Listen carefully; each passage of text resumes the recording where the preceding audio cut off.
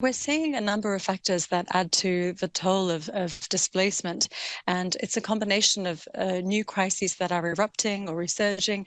We saw Sudan erupt last year and Ukraine the year before, but also prolonged displacement situations like Afghanistan or Syria and Venezuela, where you have millions of people that are outside their countries of origin, unable to return home.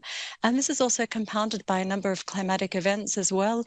We've seen earthquakes in Turkey and in Syria, where you have major displacement situations, and also flooding in various parts of the world, or other really precarious environmental disasters that are actually compounding the suffering.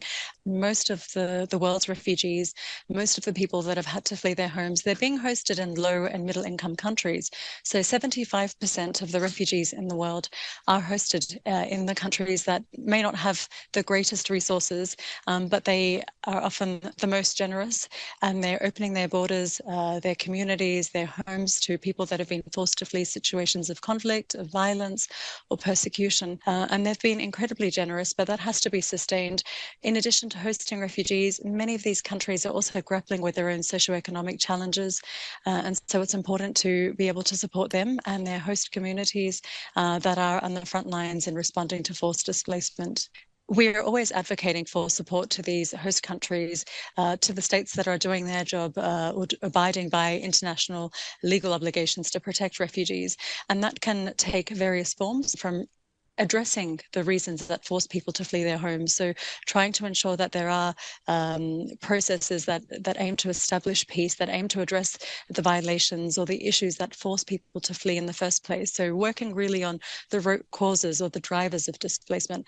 And at the same time, it's also ensuring support for the humanitarian response. So ensuring that life-saving interventions can take place, whether that's supporting the frontline communities, whether that's supporting humanitarian organizations, or the states or the national authorities or the local municipalities themselves, but also ensuring developmental support as well. And then also ensuring that there is meaningful solidarity with these host countries, because as we see, most of the world's refugees are hosted in really fragile economic settings in host countries that are grappling with their own challenges.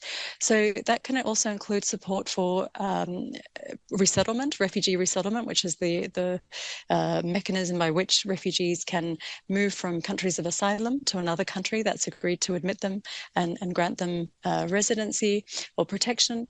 So it can be support for refugee resettlement programs, or increasing what we call safer pathways through work or study permits or family reunification schemes, but really trying to help these host countries by taking some of the pressure off them.